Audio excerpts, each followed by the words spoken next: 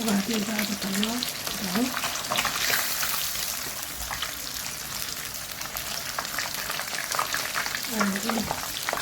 طبق كده.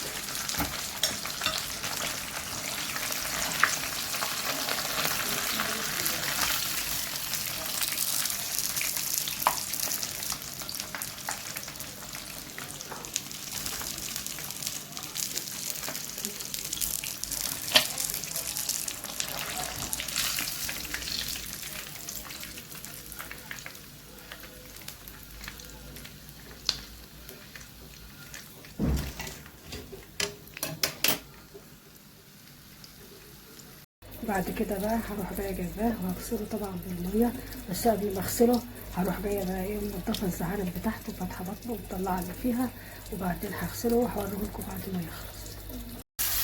بعد كده طبعا بغسله مطرح الملح الليمون ماشي.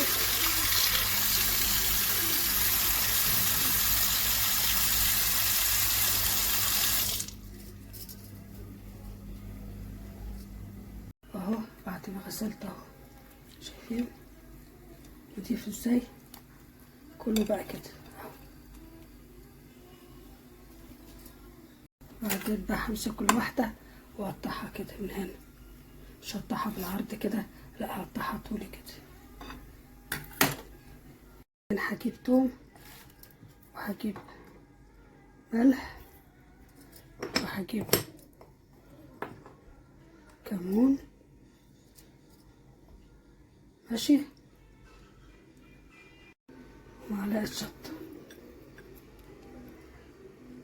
واقلبهم على بعضيهم عشان احشي بيهم بقى السمك.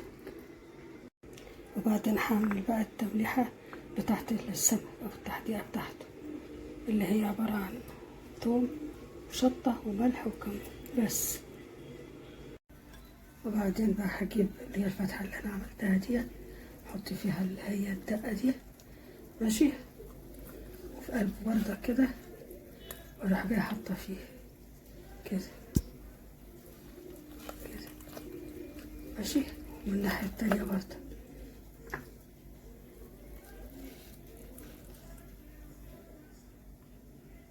اهي، حطينا من هنا اهو وحطينا من جوه كمان كده، ومن الناحية التانية برضه كده. واهو بعد ما ملحته كله بجيب الدقيق احط عليه شوية ملح بسيط كده وشوية كمون،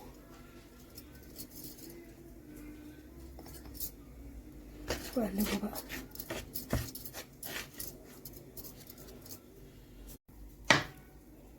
بعد كده بقى همسك واحدة واحدة وهعملها في الدقيق كده.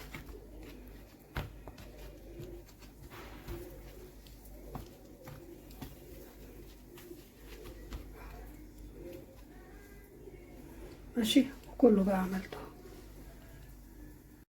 وبعدين هجيب شوية مية في طبق كده واحط عليهم حبة من اللي كنت محدقة بيهم السمك كده ماشي. اقول لكم انا من ايه بيهم بعد كده.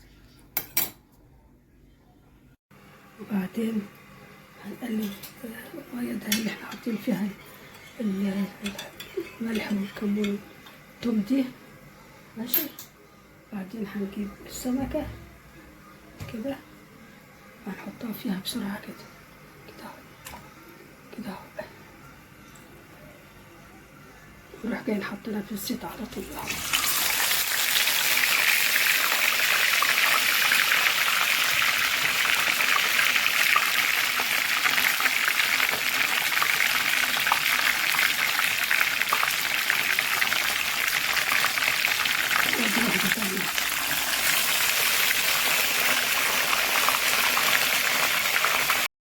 المية دي بقى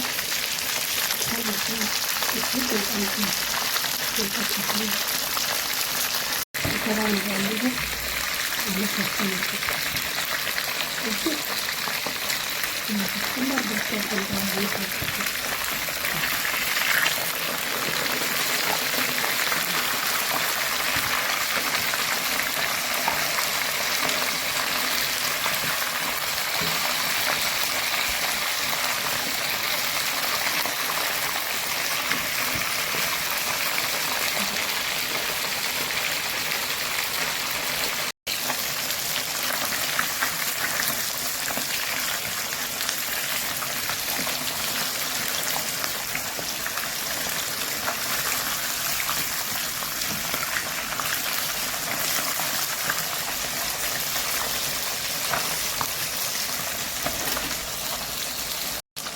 وبعدين بقى بطلعه كده اهو.